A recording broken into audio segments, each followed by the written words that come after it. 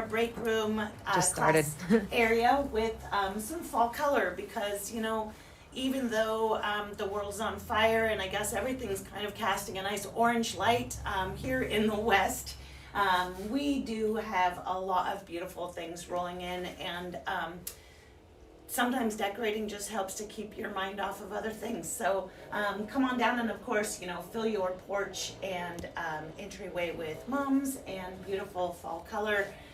And while you're at it, our fall bulbs have just arrived. So it is always one of those signals of a change in seasons when the bulbs arrive every year for just for the beginning of that fall bulb planting season. And usually they're coming in early September, but we won't really be planting bulbs now until almost October. So I guess I want to back up for a second and say we are trying something new today. I'm still Nicole Forbes with Dennis's 7Ds, and you're still tuned into Dennis's 7Ds live streamed classes. However, we have switched our video platform to Vimeo. It is all still available on Facebook, and we're unsure of how some of the transitions are going to go. So the handout for the class is going to be attached in both as a blog article or as a PDF. And your comments, if we don't see them live during the class, we'll be sure and answer them afterwards. So if you have questions or comments, please feel free to ask them and we'll address them. The assembly of items that I've kind of pulled together today include not only a selection of our bulb packages that we have in, but also, of course, some corn stalks, some mums, a coleus, a rosemary, and then some, of course, tomatoes. In honor of this coming weekend would normally be our annual tomato tasting event. Unfortunately, that's another COVID cancellation. So tomatoes, of course, should be coming out of pretty much any good gardener's ears right now. And I've brought some that I picked last night to hopefully share with coworkers who might not have grown tomatoes. But just a beautiful assortment again of several varieties that are coming ripe this time of year. Check our newsletter that'll be coming out later this afternoon for some great recipes on how to use some of your fresh harvested tomatoes right now in the garden. And while we're talking again just about like other things that are going on in the garden, I want to mention that some of these fall chores or just kind of seasonal projects that we can do in the garden as we're seeing the season wrap up is taking some cuttings of plants that we realize are not going to make it through the winter outdoors. So a plant, for example, like a coleus is, we treat it like an annual. This has grown to be a good sized plant in a single season, and it's, hard to imagine that this whole plant's gonna die back in frost, but it certainly will, and it won't return next year. But we could bring the entire plant indoors and treat it like a house plant. When we do that, we'd want to kind of transition it in over a couple of days and even potentially treat the plant as if it has an insect or that it's bringing some insects in. So, spray it or quarantine it. We're used to that at this point. But even easier than bringing the entire tender plant in right now is actually taking cuttings of that tender plant. And what I mean by that is a lot of us have basil that's in our gardens that we have, loved all summer long, and maybe right now we're trying to buy time by pinching off some of the flowers that it's wanting to produce. My basil got quite large, and I had harvested some almost 2 weeks ago, and the basil that I brought into the house, I didn't end up using all of it. So I had one little stalk that I had pinched off and brought inside that didn't go into supper, and I had decided instead that I would put it in a little glass of water and allow it to grow roots. So now it's been 10 days, and I'll pull it out of the water so that you can see the roots that it's developed. Hopefully the leaves won't be in the way. So that's 10 days of rooting in nothing but water on my kitchen sink or on my kitchen windowsill, so to speak. And shot glasses are perfect for rooting things when you're not using them, of course, for other purposes. But now that we've got a nice root system developed on this little basil cutting, I can actually pot it up. So rather than, again, trying to bring my entire basil plant indoors for winter, cuttings of the plant will actually do better transitioning inside. So we've just got a little bit of potting soil, recycled 4-inch pot. I'm gonna put that in and just gently add some soil around the roots. And then I'll water that in a little bit later. It might need a little stick, or a chopstick to help it stand up for a couple of days, but really, again, it's gonna be in the house now, so there's not much that's gonna, blow it around or harm it in the house. But so now, I've taken my little cutting and I've planted it up, and now this is the basil that I'm gonna grow indoors in my house during the winter time. It's going to do fine in the windowsill for now with just natural lighting, but as the light kind of decreases in the winter, I will put it under a seed starting light to keep it really nice and happy. So again, the exact same thing can be done with the coleus cutting. So now that I've got my basil out of the shot glass, we can take a coleus cutting, and the size of your cutting, for example, should be no more than maybe 2 inches. And then from this little cutting, I'm gonna remove the bottom set of leaves so that I have a nice stem. And that bottom set of leaves would have been a lot of burden on the little start. So rather than allowing it to grow those leaves, I just snip them off. And now it's a good size to set right down into the shot glass. It doesn't matter that the stem is sitting on the bottom, so that's okay. And I'll clean the water or let the water be changed every so often. Now while I'm at it, just because there's a little bit of room in there, I'm also going to take a snip of rosemary. So you may have some rosemary growing outside. Nothing's gonna happen to your rosemary this winter. It's gonna be fine outdoors. But if you wanted to grow some rosemary indoors, and I hear people a lot ask about growing herbs inside over the winter, the transition of plants from outside to inside is a hard one. But again, taking cuttings from those plants and growing them indoors, oh, it smells so good. They do much better. So we just prepare a nice little cutting of our rosemary, again, maybe 2-3 inches. I've stripped an inch or so, or 2 inches, an inch and a half of the leaves off the bottom of the stem, and we'll just go ahead and add it to the shot glass. Now when I get home, I'm gonna give these 2 separate glasses because as the roots develop, I don't want a coleus and a rosemary root to intermingle because ultimately they'll be planted separately. So again, experiment. Now, cuttings are best taken through the month of September and potted up before the end of this month. So that's gonna give your plant the best chance to root and develop before it kind of slows its growth down for winter time. And they're never gonna grow giant inside, over the winter time. But then that very cutting, as you nurture it throughout the winter, could go outside once you're past the risk of frost in the spring and become your next season's plant, if you wanted to. So again, kind of just fun ways to stretch the harvest and do some things in the garden right now that will help you survive the winter and help some of your plants survive the winter. And you'll have time to do these things because really planting bulbs is pretty darn easy. Pretty fast, pretty low energy. Kids are great at helping in this project. Really just the pointy end up is the most important thing, when it comes to instructing kids on planting bulbs. But honestly, and we'll get into looking at bulbs, the worst thing would be to plant it completely upside down, so the pointy end down. But even a bulb planted on its side is going to figure things out and get itself upright and bloom for you. So again, very easy to do. The holes that we dig for bulbs are generally no deeper than 6 inches. There's a few bulbs that'll go a little bit deeper than that, so you're not digging giant holes. The kind of order or organization. You can really try to plan out and strategize your bulb planting. But in my opinion, a little bit more of kind of a natural chaos is what I think ultimately looks better when the bulbs bloom.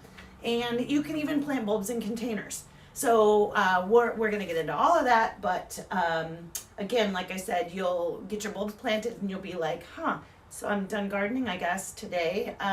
So you'll have time to take coleus cuttings and start more basil indoors. Excuse me. So on the handout again, which I'm just going to make reference to make sure I'm covering everything, we are talking about spring blooming bulbs, and that those spring blooming bulbs are planted in the fall, here in the Pacific Northwest at least, so that they are in the ground for enough time that they experience cold soil and a winter chilling effect. And as the winter chill is over, that signals the bulbs to bloom. So that's a natural process of going in the fall, spending the winter underground in cold soil, and then rising with the... Now, the range, like I said, is pretty wide. So when you look at your whole bulb selection, you will see on the packages some information that's going to help you determine bloom time. Not only just do you pick by color, for example, but by height, by bloom time, etc. So this is a daffodil, and many of us are familiar with daffodils, but this happens to be a variety of daffodil that is short and has small flowers. So it's called tete-a-tete, and that is a really popular variety that gets about 6 to 8 inches tall. So we see that kind of information on the package, 6 to 8 inches in height. We also see great for containers on the package because it's short enough that it doesn't need to be in a giant pot. Could even be in a window box, for example, and then blooms early spring. We see right on the package there. So blooms early spring. Early spring is typically, excuse me, fires, red eyes, and raspy voice are thanks to the smoky air that we have. Early spring out on your handout as far as when these bloom times are. But so an early spring blooming plant will not necessarily be flowering at the same time as a late spring blooming bulb. So the two colors don't necessarily need to coordinate with one another as long as they are at different times of the season. And if you wanted to have a succession of blooms through the early spring, mid-spring, late spring, you would choose your bulbs by focusing on that bloom time as well as, the colors that you were after to stretch that flowering from late February all the way through, potentially even through the month of May. So we see all of that and height, as I showed, on the different packages, as well as just different groupings of the types of bulbs. So of course we have tulips and daffodils. Daffodils are really also grouped into a larger named family that's just called narcissus. So you will see even the standard Dutch master daffodil that most of us are kind of familiar with as the classic daffodil says narcissus right on the label, and that's just it's a fancy name for daffodil, so don't let yourself be thrown by that. And it just shows the range again that narcissus can come in, which include tiny flowering, great for indoor, very fragrant Chinese sacred lilies, or the large cupped, I can't believe this one's called Skype, but it is called Skype. This guy actually gets 18 to 20 inches tall and blooms mid-spring. The Chinese sacred lilies can get up to 24 inches tall, and then 16 to 18 inches for that classic daffodil that most of us are familiar with. So even within the narcissus family, we see a range of bloom times in heights and flower color combination. Some have large cups. That's, of course, the trumpet on the front. Some have multi-flowering ability instead of just one bloom per stem at a time. And then tulips, which again we'll go into a little bit more detail. Tulips are also labeled with different named varieties. So not only do we see a name on the package that indicates this red Darwin hybrid tulip, which is Appledorn, but we see these more classifiable names. 10 Fosteriana tulips we see on this package, 10 Darwin hybrid tulips we see on this package. So although this one blooms early spring, this one blooms mid, 14 to 16 inches, 20 to 22 inches. We see some differences on the label. Fosteriana and Darwin are indicating that they're different types of tulips, not just different heights. Because again, you'll see at the bottom of the handout, some tulips persist from year to year much better than other types of tulips. So the Darwin hybrids and the Fosterianas do much better year after year than something like a double late tulip, although it's gorgeous and worth planting, even though it may not come back for many years to grow for you. Angelique is a stunning tulip. So you'll see again a range in tulip, bloom times, heights, and even just their different types in general to kind of help you decide whether or not it should come back year after year for you, or if it's going to maybe be kind of a one season splash that then you wouldn't expect for them to rebloom next year. That'll be indicated by the type of tulip you are choosing, and again by your handout. And then from tulips and daffodils, we go into some of the more popular miscellaneous, I guess, bulbs, I would say. There's hyacinths, of course, wonderfully fragrant. The beauty of hyacinths is, of course, that they are able to be grown indoors as well. So you could pot up a hyacinth or even put it in water and get the bulb to grow in the house, and then the fragrance is just delightful. So hyacinths grow outdoors or indoors, and this is a range. So there's a dark pink and a light pink mix in that bag. So you have actually a hyacinth that blooms in early spring and then one that blooms in mid-spring, giving you a longer bloom time. Crocus, always one of the, kind of indications that spring is on its way, is seeing crocus bloom in area flower beds and gardens. Yellow crocus, purple crocus, white crocus. There's large flowering and then smaller blooming crocus, and even some at this time of year, some of us may see fall blooming crocus, which there's the smaller purple variety that can actually produce the saffron threads. So there's a package, have a statement that says great naturalizer. And then of course blooms early spring, and their height 4 to 6 inches. So crocus are short. So great naturalizer is a term that you'll see on packages that is indicating that this bulb will multiply for you in the garden and persist from year after year, giving you a larger clump and a larger clump of flowers year after year. So you may plant 20 crocus, for example, from this package, and then over time those 20 crocus can multiply, if not double, triple, and then beyond. So ultimately you might even be able to dig up some of those crocus and move them further around in your garden. So we have naturalizing varieties of bulbs. Often those are in more of the specialty types, but a lot of our narcissus can naturalize as well. Another one that naturalizes beautifully and is even an earlier bloomer usually than crocus, one of my favorites, and these are snowdrops. Snowdrops are teeny tiny, so 6-8 inches tall. They are pure white with, if I zoom in, a little upside down green heart on the white flower. So here you can see the heart shape if I turn it upside down.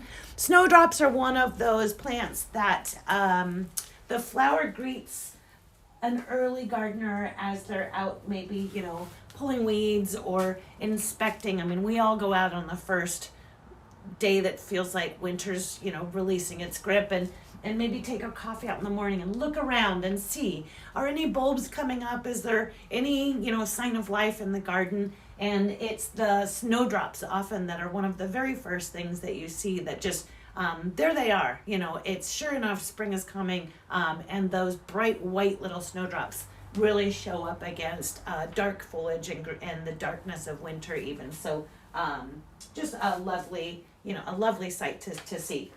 Now, beyond snowdrops, there's a taller form called snowflakes, and these are leucojums. Snowflakes actually can get 1 foot to 1.5 feet tall, and a little bit more of a wand-like spray of beautiful bell-shaped flowers. This is a white one. Also blooms early spring and a great naturalizer. So snowflakes and snowdrops are just lovely, kind of even semi-woodland type bulbs. Now, when these bloom, it's early spring. So when, again, we refer to what early spring is, we're talking late February, early March. The reality is that here in the Pacific Northwest, our deciduous trees, so our landscape shade trees, our lace-leaf maples, our dogwoods, our trees don't have leaves on them yet.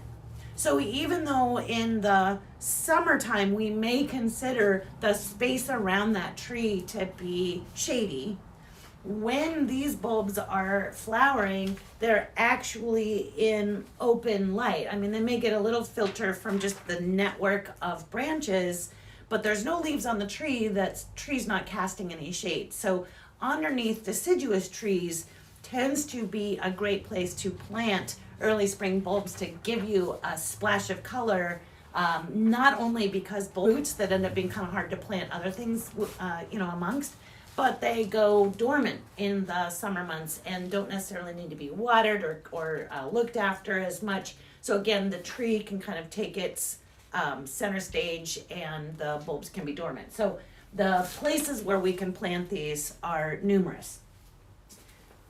More, again, specialty bulbs that I'll kind of talk about as we get into them.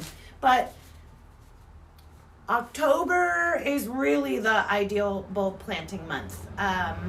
Even mid-October and going into the end of the month, we want the soil to cool down some. I would love to have a little bit of rain. I know that's a very Oregonian thing to say, but a little bit of rainfall would soften the soil, and that's going to make it easier for us to, dig a hole, even though it's 6 inches. Easier to work the soil, easier to be out in the air and, out in the temperatures of fall. It's a lovely time of year. So October planting, my grandmother always said, you plant your... Oh, no, sorry, that's about garlic. Garlic and shallots when you when you cast your ballots. So we can talk about garlic too, but it's another bulb. Now, when you see bulbs at the garden centers or you see them at the stores, you start purchasing them and kind of storing them because sometimes different varieties will sell out. We don't even actually have all of our bulbs in yet, so some varieties are back ordered, but you can, even from the comfort of your own home, shop bulbs at shop.dennis7ds.com. So you'll see them on our online store as well as here at the garden centers. But again, store them in your basement, in your garage, somewhere that's kind of cool and out of direct sunlight, for example. Maybe roll them up in a paper sack or something until you're ready to plant them. But don't forget them, and don't back out. Once you've purchased bulbs, you're committed to planting those bulbs at some point this fall, because bulbs in packages don't store in packages from year to year. So that is that's a hard lesson to learn. If you get all excited one day and order hundreds of dollars worth of bulbs from a catalog, or walk in and just get so excited by the colors that you see and the promise of spring flowers that you just go for it. And then come October, you decide you don't feel like it. Those bulbs aren't going to come back or, make it for you to replant if you don't get them into the ground. So with that being said, really what is a bulb is kind of a good, quick topic to address. The next bulbs in my hand right now. And our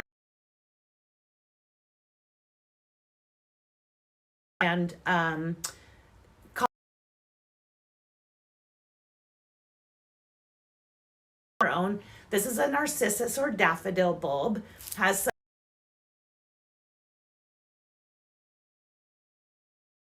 stuff on the bottom. Those are former roots of the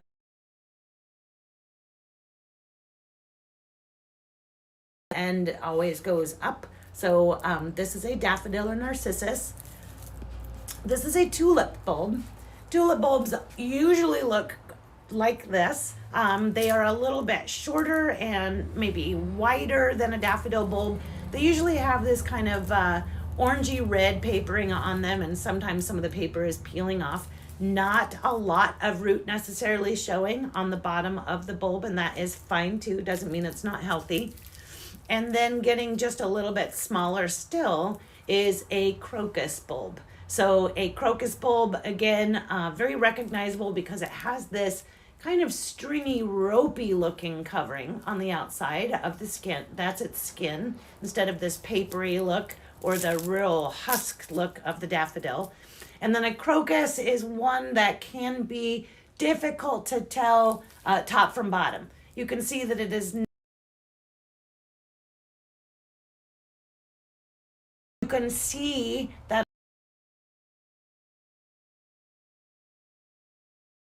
Or either that's the top. Now I can recognize a little bit of a former root mass there, so that is the bottom and this is the top. When in doubt, you plant it on its side. So again, you can always kind of, if you don't know top from bottom, you can pretty much figure out which is its side, plant it on its side so that it's not accidentally upside down. That's a lot for the plant to do. Completely correct an upside down planting and do a U-turn. But if you plant it on its side, it can still come up nicely and make a beautiful flower. So what is inside this bulb? Oops, they're pretty tough too.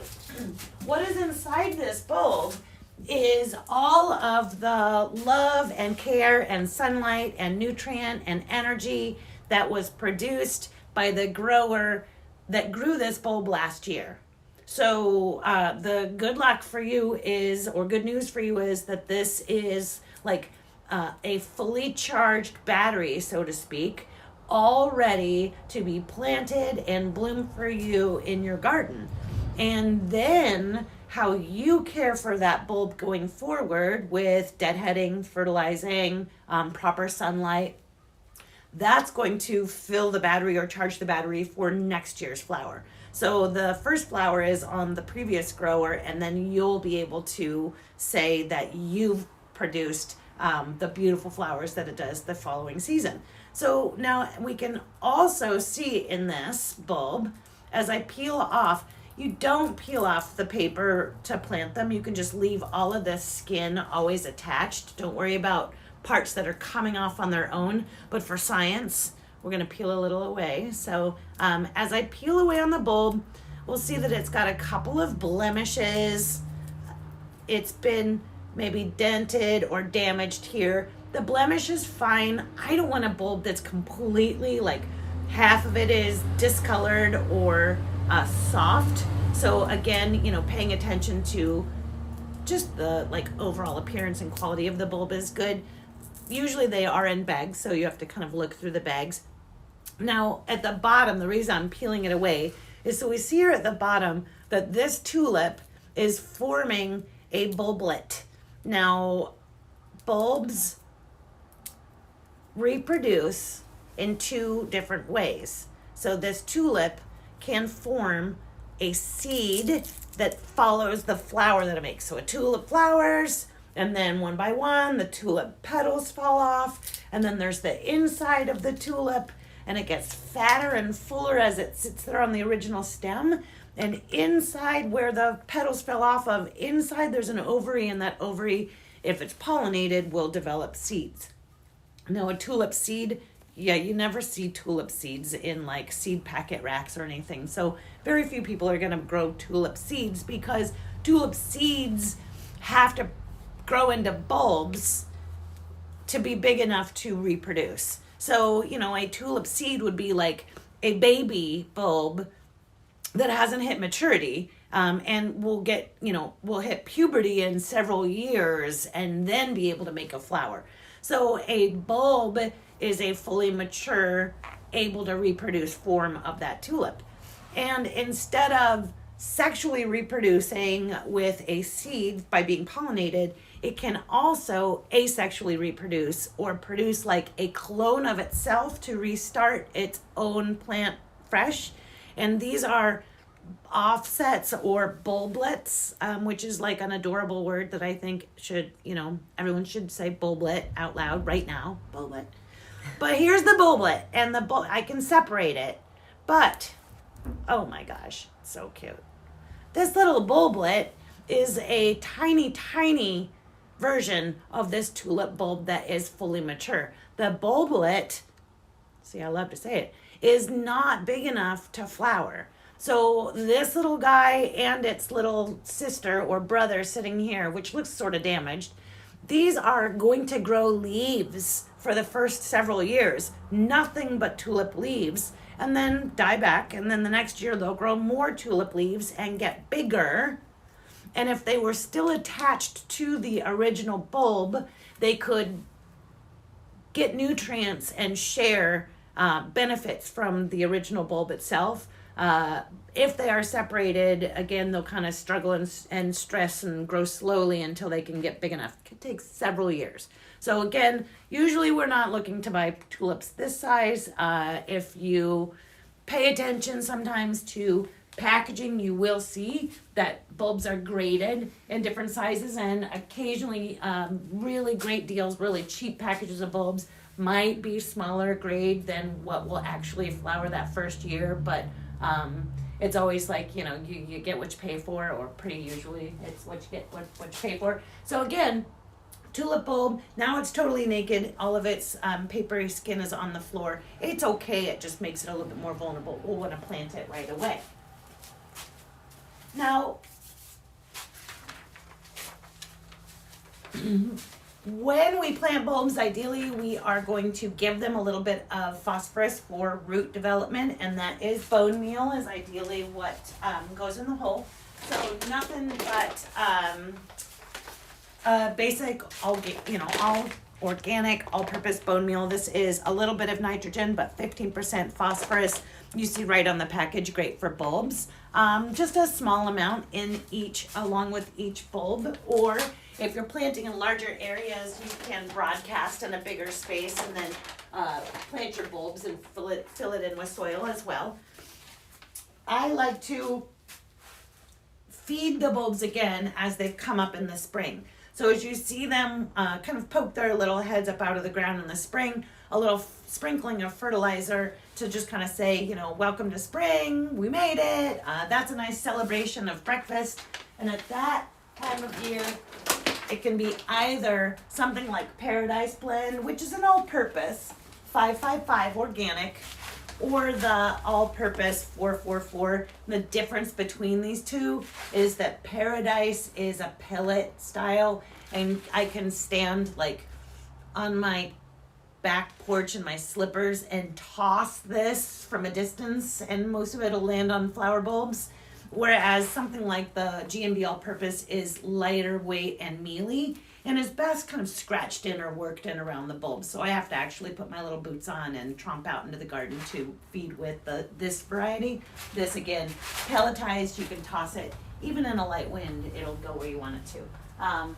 So feeding them when they come up as that spring breakfast, and then we feed them again when they finish flowering as kind of a, job well done reward. So just think about, again, as they're planted, you give them a little gift of nutrients for the future. You wake them up with a little breakfast as they come up in the spring, and then congratulate them with a job well done feeding at the end of the season. And that all is going to help really build that bulb and fill that battery so that you'll have flowers for the future. Now, bulbs can be planted almost anywhere. There are a few places that bulbs do not fare well, and that is in areas of your garden that are going to be watered significantly during bulbs' dormant season. So the way that bulbs grow is, of course, they are very early up. We're talking February, March, April, even May. They come up with leaves, then they send up a flower stalk, then they bloom. Usually in cool weather, bulbs will last for a fairly good time. So we're talking 2-3 weeks that a flower will survive because they're kind of preserved by the nice cooler weather.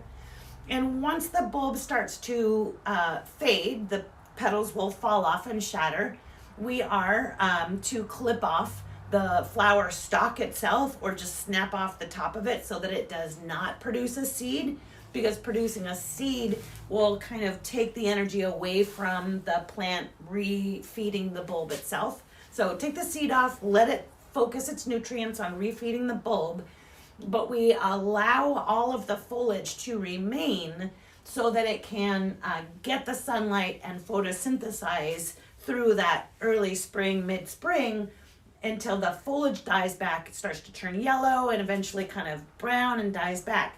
Then as it turns yellow and brown, you can either clip it, or often I'll just wait until it's completely brown, and then it really just detaches from the bulb that's underground, so you can just kind of pick it up and it just comes away. Take it to the compost or put it in your yard debris bin, and now you can't even tell that there's a bulb there. In fact, there are a whole bunch of bulbs in this container right now. So this is a perfect example of how you can plant bulbs in containers. They don't just have to go into the garden. And I'm going to dump that out in a minute and show you. But what happens then is from late May, June, July, August, September, and on, the bulbs are underground, they are sleeping, and they are dormant.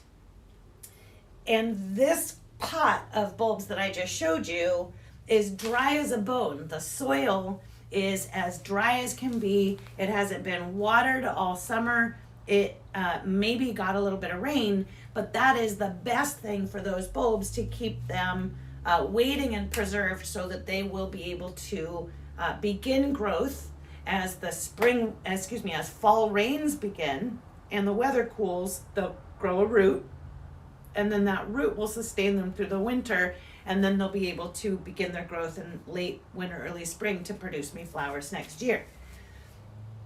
In their dormancy, so those summer months when they're below ground and you can't see them and they're not doing anything, if we are running constant sprinklers or irrigation in that area, the bulbs can be kept too wet and rot prematurely while they're sleeping. So that is the one area in gardens that really is incompatible with growing bulbs unless you don't expect them to come back from year after year. So if you wanted to grow a bunch of tulips in an area that you also are gonna put geraniums and petunias in the following summer and water a lot, you could do something like the Triumph tulips, which don't tend to be perennial, don't come back really year after year, but they are stunning.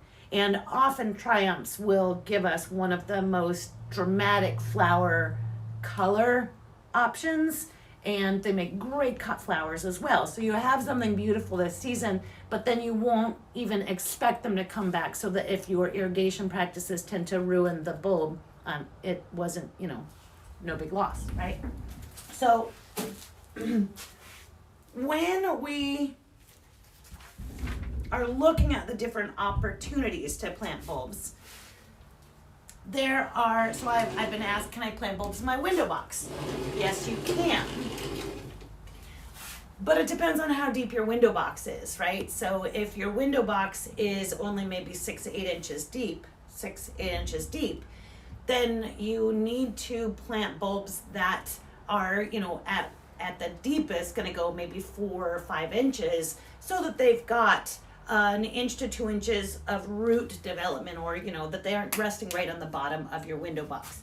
So now you'll see again on your handout that if I'm looking at if someone gave me bulbs in a paper bag, and there's no label and there's no identifier, and I don't know which is, well, even if I do know which is which, I don't have the instructions that tell me how deep to plant them.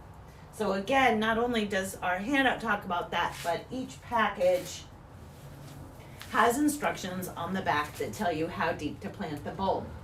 However, because we like to teach you to know the rules without having to check the rule book all the time, or that's what I like to do, it's just a good average rule of thumb to plant your bulb 2 to 3 times as deep as the bulb is tall. So we have my absolute favorite tool, a Hori Hori digging knife. This is a Japanese digging knife, has a fabulous holster. It's shiny, it's sharp, it's super functional for weeding. But when we talk about planting bulbs, it's amazing for planting bulbs. Not only does this beautiful sharp point, get through pretty hard soil right now, but it's got 6 inches of measuring etched out on the blade. Can you see it? It's so pretty and shiny. So 6 inches marked out on the blade on the kind of slightly dipped side, which will help me not only measure my bulb's height, right? So, you're about 3 inches tall.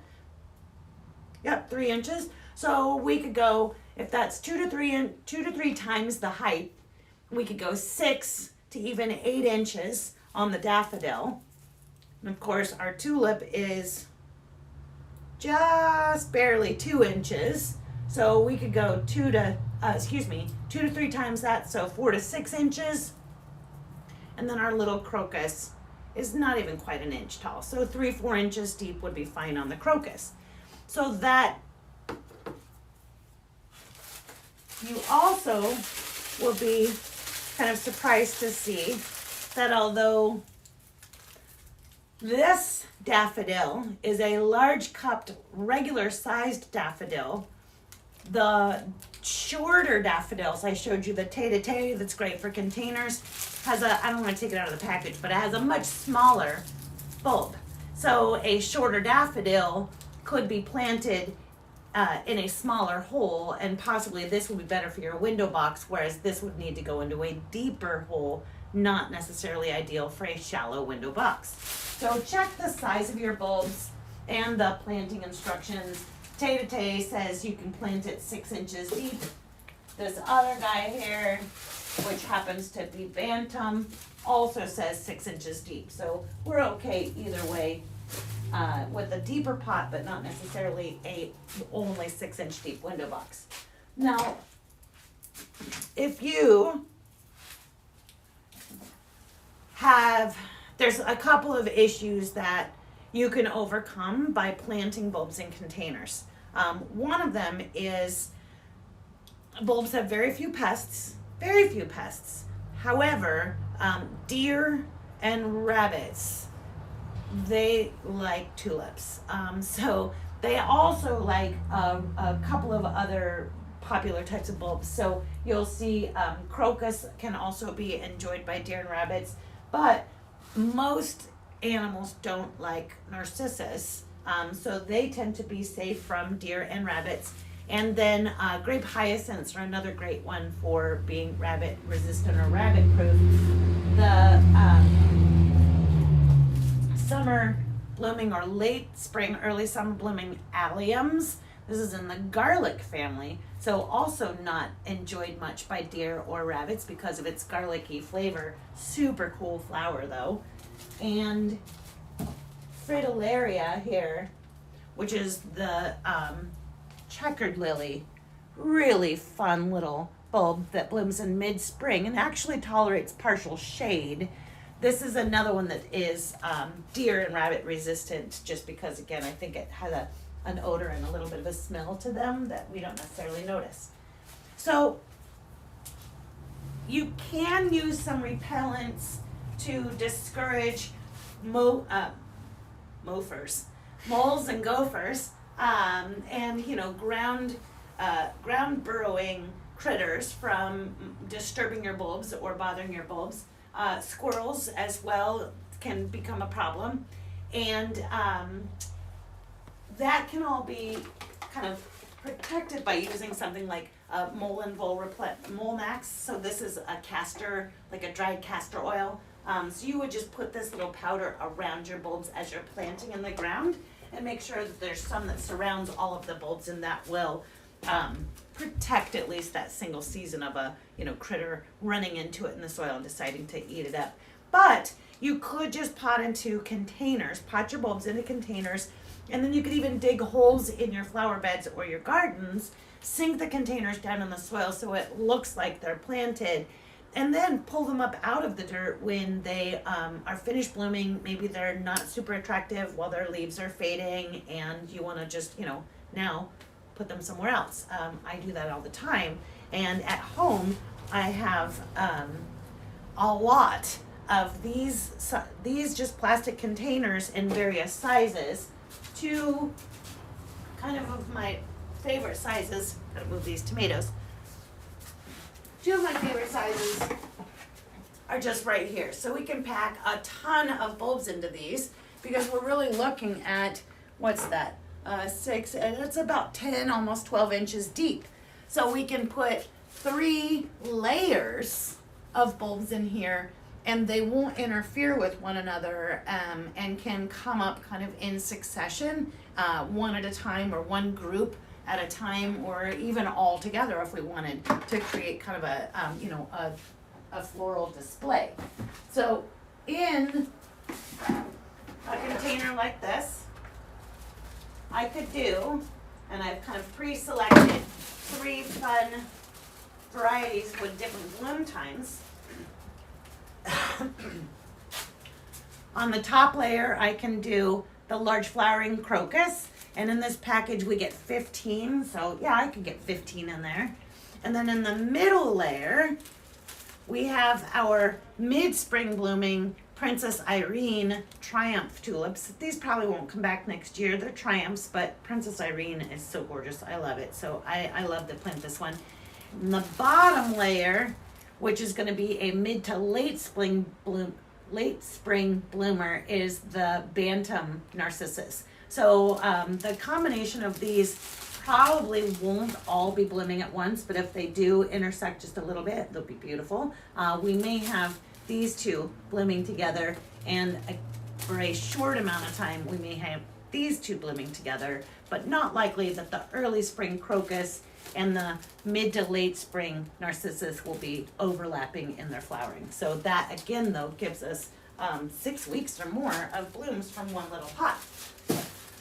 So now I'm hoping that this works out as kind of a grand finale here.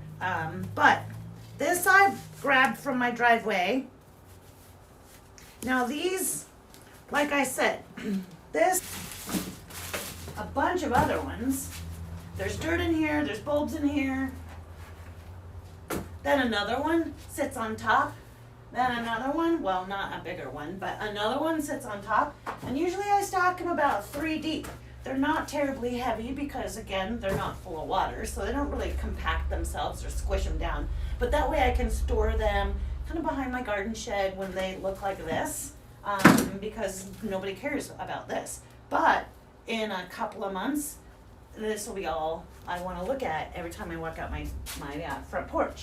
So I've been watching a lot of Great British Baking Show, and I'm always really impressed with, like how they turn stuff out in the end. So I came up with this thought of like, I'm going to turn this out of the pot and we'll be able to see what's in it. I don't really know if it's going to work out, but they never do either, right? So let's see. Oh, I think it worked. Yes. Man, Star Baker, right? So here is the bottom, and I actually have some roots that are already starting to grow, so that's kind of impressive.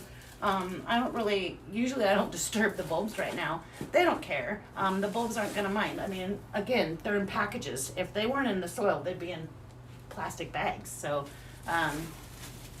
now let's see what's in here. So I don't even remember what's in this one, so that'll be fun.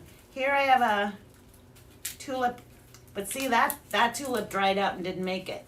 That one it was lightweight, it was full of air. I just smushed it in my hand. But here's another type of tulip, and it is not squishy. So I'm gonna get rid of this one. There's a bulblet. It's fine. It's a little small. Here's a bunch of them. I'll give them a little squish to make sure that they aren't squishy. Look, this guy made a bulblet. Now, I'm gonna just keep kind of pulling these out because that was the top layer, right? Because these are little. Top layer.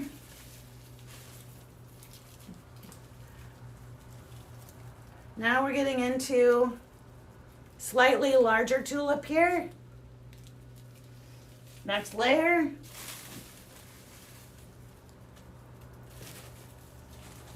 More. They're actually starting to grow a little bit, just a little bit. Make sure I get them all. Let's get down to the next, what's in the bottom layer. There we got, I guess I did all tulips. There's gotta be a daffodil in here. At the bottom. Yep, starting to grow, so that's another tulip, and we've got roots developing. Okay, can you guys believe this? It all came out of this one pot. I'll put them back in and kind of give you an idea of how that works.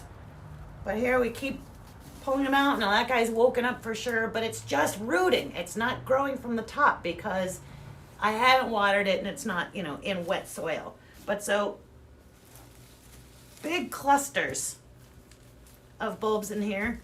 If I'd have let them be, they would have all just come up and bloomed just fine next year. But now they've developed extras. I can split them, I can pot more. There's so many options. And if we're gonna do it again, we have time real quickly to give you the idea. I don't know if I have enough dirt. So I'm gonna use my knife to check and see how I'm doing. Yeah, okay, a little bit more dirt.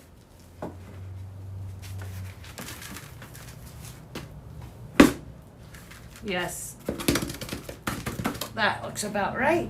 So here we've filled the bottom. Now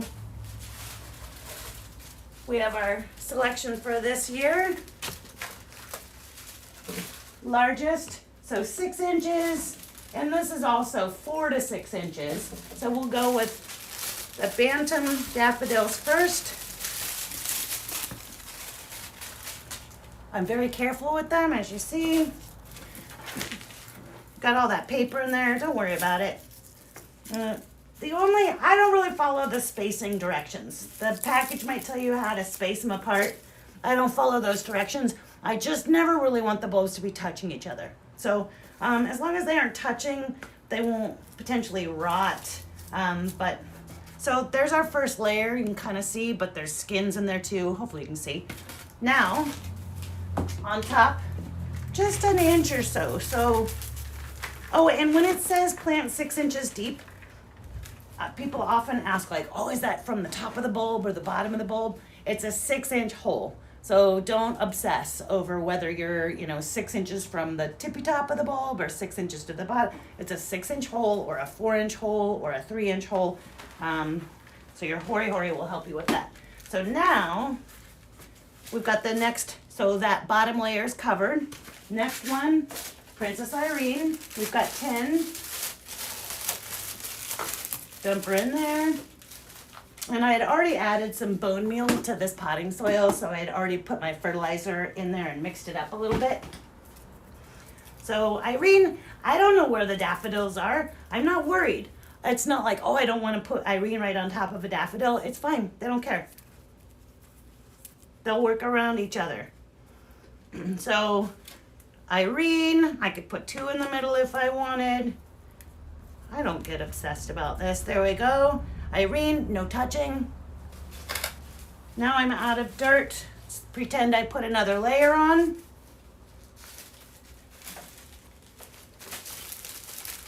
And then the final layer, and now again, 3 to 4 inches deep on the crocus.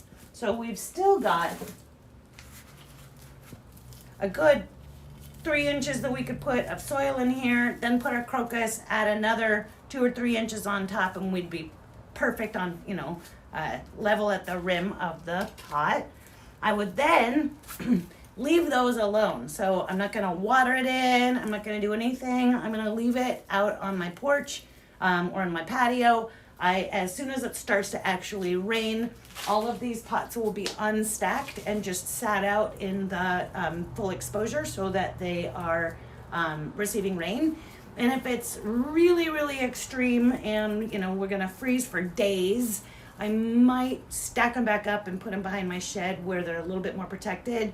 But just remember, again, these bulbs can survive some pretty cold temperatures, but when they're in containers and up above ground, they are a little bit more vulnerable to freezing and thawing. So either wrapping your pot, sinking them into your vegetable garden, that maybe you have space in, or protecting those roots just a little bit can help make sure that the plants do okay through extreme temperatures if we get it. Now, again, garlic, which I don't have time to talk about right now, is a type of fall bulb. It tends to be harvestable the following summer. So as you're in planting, beautiful flowering things, also consider grabbing a couple of heads of garlic and planting them out. We have information for you to take home or to attach to your receipt for how to plant garlic, and it's really worthwhile as well. So with that said, thank you so much for tuning in. I hope that this was educational. We will discuss holiday bulbs, so things like paper whites and narcissus, and even a little bit more about forcing bulbs in probably a November class that is more focused on holiday bulbs. So stay tuned. We'll be listing our November classes soon. Thanks for watching.